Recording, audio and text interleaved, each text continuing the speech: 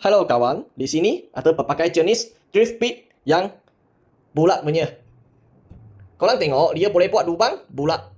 Dia pun boleh kira hoso lah. Dia buat lubang di ting-ting. Dia buat lubang bulat untuk keluarkan itu pipe air, pipe aircon atau wiring punya pipe lah. Dia ada jenis yang ini, center tak ada drift bit. Ini dia center atau drift bit lah. Okay. Korang tengok, dia punya gigi. Boleh buat lubang dengan cantik lah.